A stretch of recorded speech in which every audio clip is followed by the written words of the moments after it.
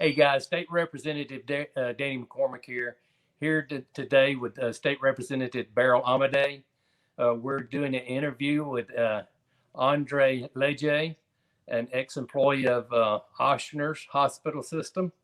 We're just coming here today to hear Andre's story. Let him tell it to us.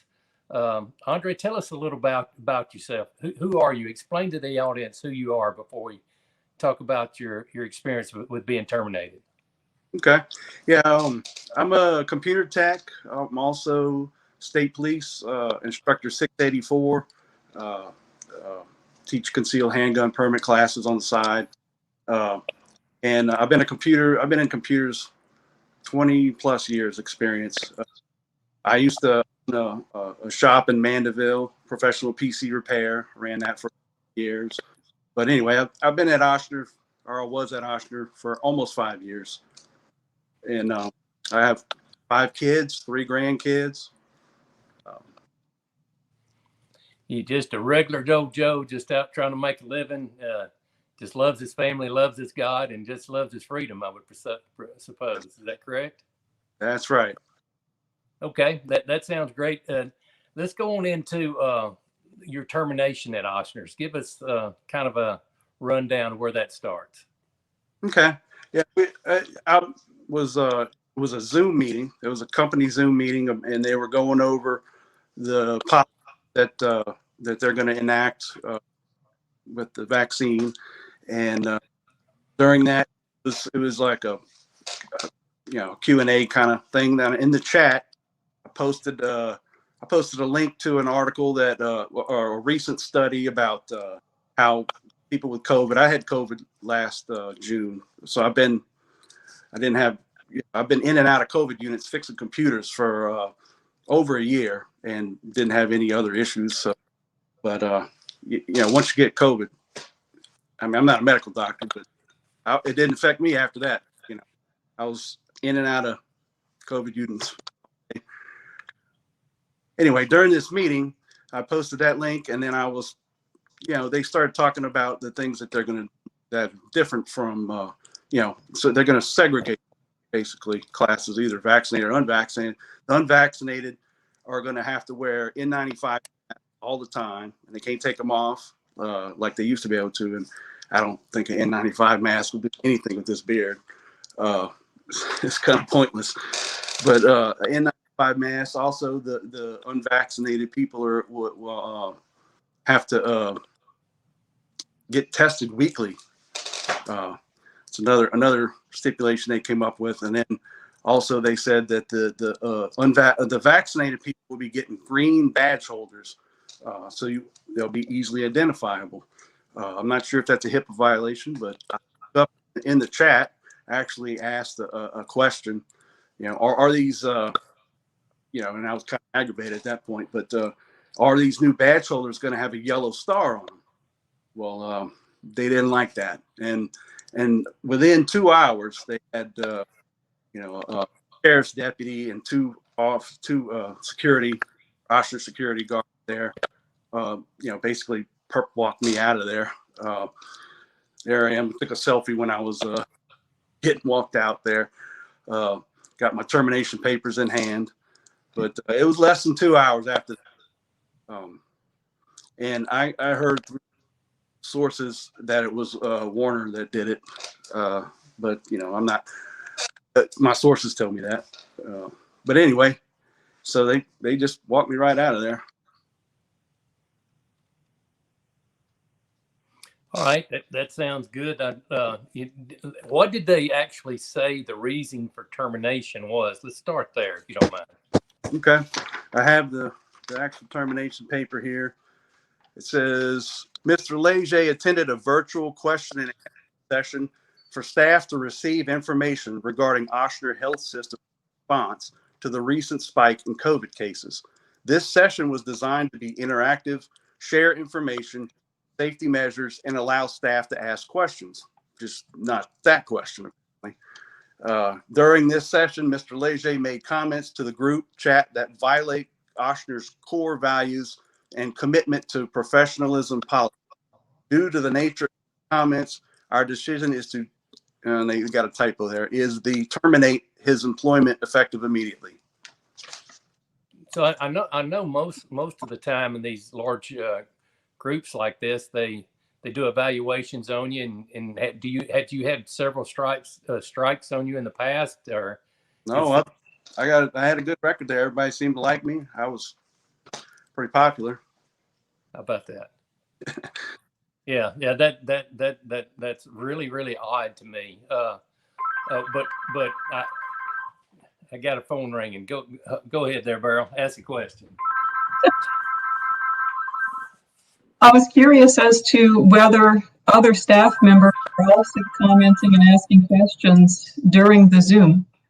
Yeah. In fact, but they cut off my communications. But I was in Baton Rouge at the time, helping out another team that didn't, they get behind on their tickets. I had to go help them.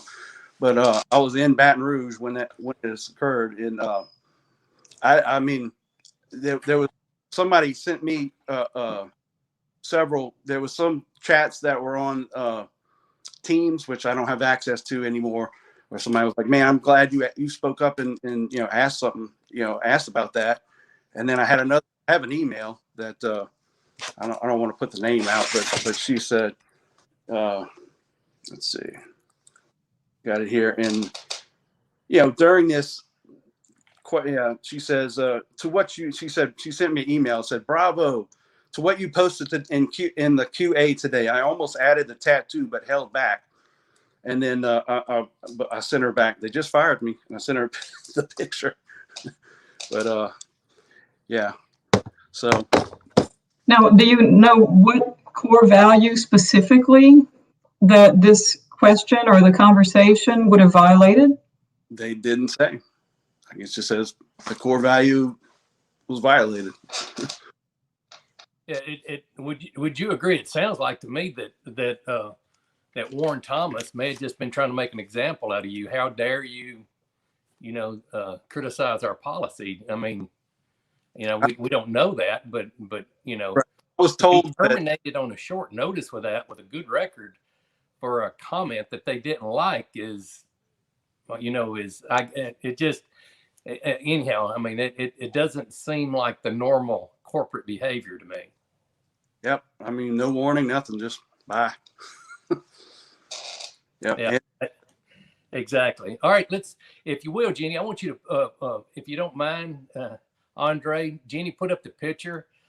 Andre, I think we were discussing earlier that there were a couple of in the picture to your immediate right and directly behind you were the Ochsner security guards, but in the back, the very back, describe that person. And have you ever seen such a show of armed force against somebody that was being terminated?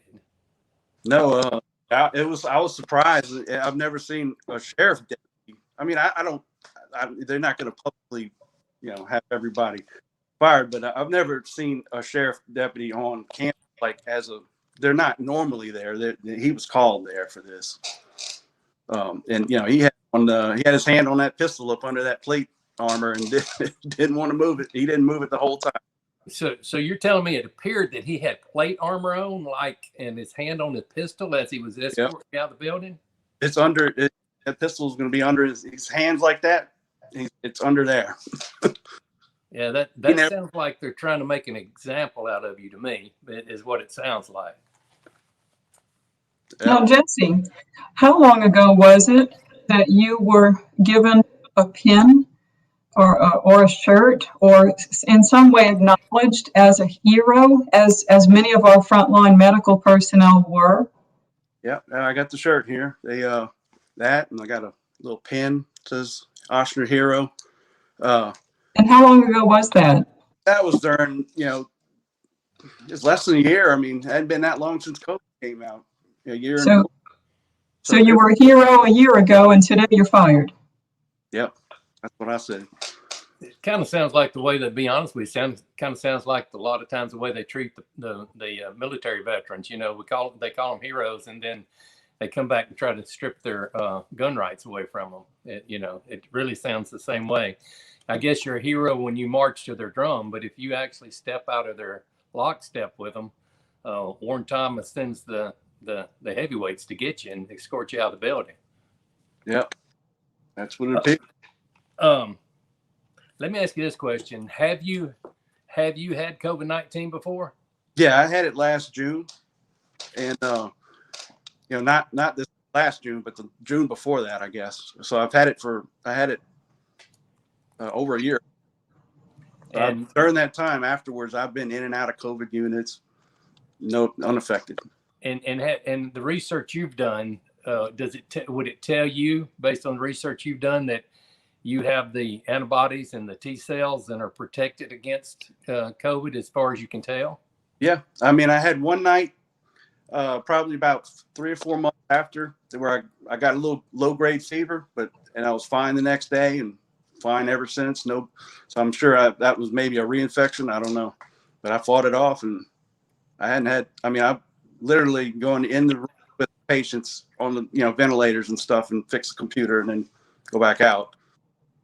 I think it's a good point to bring up to our viewing audience right now, and I'm going to state my personal opinion is, what we've really moved in is to what we call a vaccine industrial complex.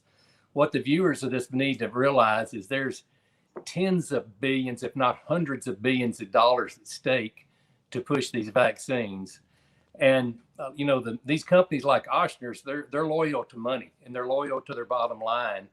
And forcing these vaccines is just hugely profitable. I mean, we're not talking about millions or hundreds of millions of dollars. We're talking about a billion-dollar industry now. So, that's a concern to me that, let me ask, I'm just stating my personal opinion again, but, you think a doctor would give you sound advice after they've made an example out of Andre? I mean, do you trust your doctor's advice? You think he's free to give his advice, or he's giving the Ochsner company line? That's my concern. People wonder why you have vaccine hesitancy, and this type of behavior, in my opinion, is what causes that hesitancy. Yeah, they in that meeting, they trying to find the slide. They're giving away after a certain percentage. Here it is. The COVID vaccine leader thank yous. They're giving away $10,000 vacation to the doctors that hit 80%, stuff like that. I mean, they pushing it so hard,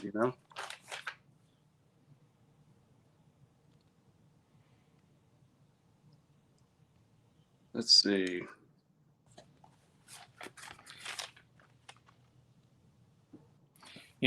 Something also too that, like, again, I'm speaking for personal, you feel like it was almost like a hothead like reaction, like a knee-jerk reaction. How dare he say something that, that I don't agree with, and we've got to make an example. I mean, they make these hothead decisions like this, Warner Thomas that runs Ochsner. They make these hothead decisions, and then they expect us to follow their advice. And we wonder where the vaccine hesitancy comes from. And I'm just wondering what, and I know you don't want to call any names, but what are some of your other employees there at Ochsner feel like? Do they feel? Oh, I've talked to a lot of nurses on, like when we're one-on-one in a room about what's going on and everything. And there's a lot of hesitancy. I have a feeling they're going to lose a lot of people coming real soon. That they're supposed to mandate you have to upload your vaccine status into Workday, which is their HR software, by the 17th of this month. So I would have to agree that there's a risk there. I hear from nurses almost every day right now who remain anonymous, of course, who are making that decision. They're saying they want me to have a shot. I'm not comfortable taking this shot, and yet where else can I go where I can make this income?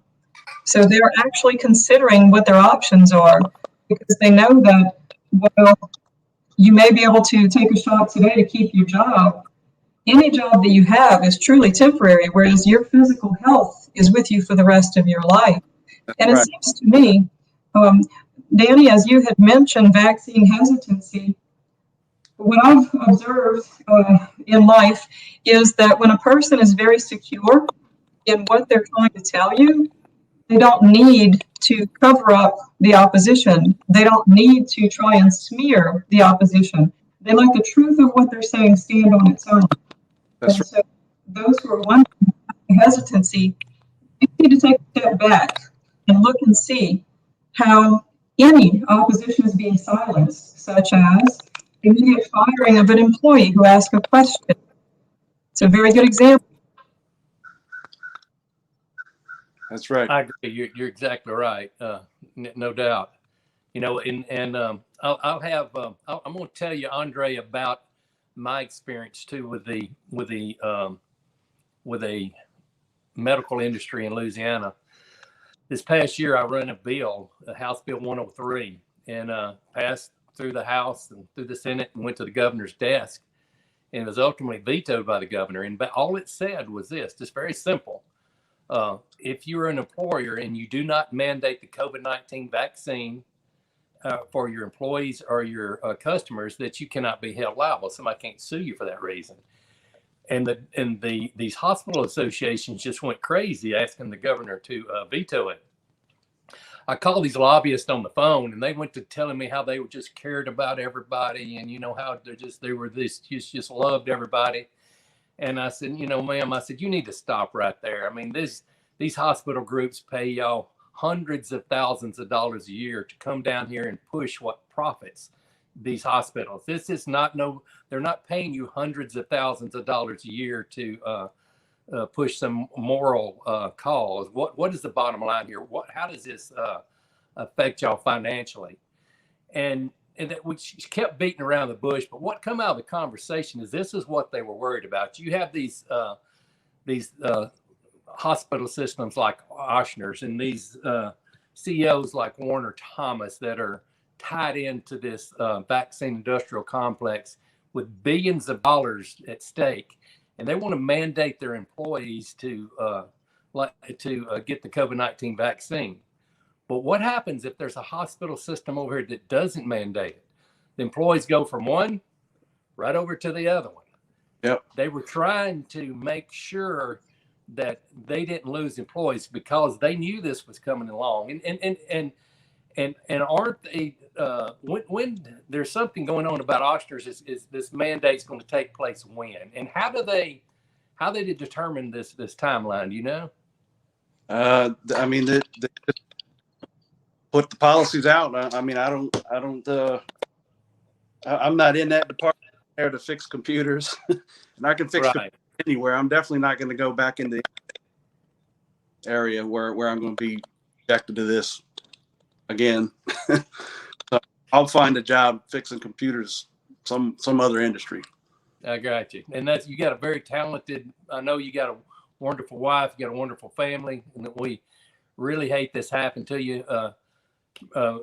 Beryl, do you have any other questions before I let Andre just let him share anything that he'd like to share with us, anything else he may have on his mind? Do you have any other questions? No, I just wanted to encourage Andre, as he said, fix computers anywhere. Your health is that important, and the health of your family. Right. Those who choose to receive these COVID shots, then that's fine. Those who choose not to should also have the freedom to decide. I don't believe that the problem is with whether to take a shot or not. That should be an individual decision. The problem that we have is with the mandates, whether they're coming from companies or whether they're coming from government entities. We have to remember that as of right now, these shots are still experimental, still only being given under emergency use authorization. And so the Nuremberg Code applies here. But in the near future, it appears that the FDA will fully approve these COVID shots. And at that point in time, they could be mandated, just like other shots are mandated currently, the vaccines for measles, rubella, polio, and all that. Those are mandated in certain circumstances. But even those, even though they've been around for decades, and we're fully aware of their benefits as well as their shortcomings, as well as the potential for unwanted side effects. Even those, when mandated, have an out. For a person who either medically or philosophically objects to those, there is an out. We have federal law that protects employees. We have state law that protects students. And so once the COVID shots are fully approved and they begin to get added to the list of mandated shots, we will still need to protect the ability to exempt yourself from them if you choose to not receive the shots, whether for religious or philosophical reasons or medical reasons. So stay tuned. Work on.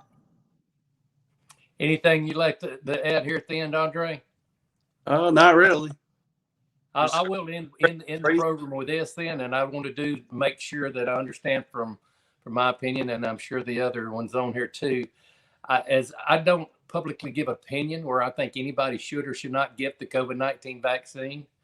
My position is this: is people should have the liberty to choose, and that's what we're concerned about. We're concerned about Andre, this heavy-handed. You know, if medicine is this vaccine is so pure and so great, why are they trying to intimidate people into taking it? Why are they trying to cost a young man with a family and grandchildren and a wife? Why are they punishing him? I'm talking about one missed comment and bam, they're calling in the armed guards with armor plate on to escort him out of here. So I'd just like to end with that. I thank y'all, everybody. I'd like to say thank you, everybody. I love you. And may God bless this great state of Louisiana. Andre, keep your head up. We're proud of you, man. You and your family, too. Tell your wife we love them, and we're praying for them. Y'all have a great day. Appreciate it. All right, man. Bye. Bye.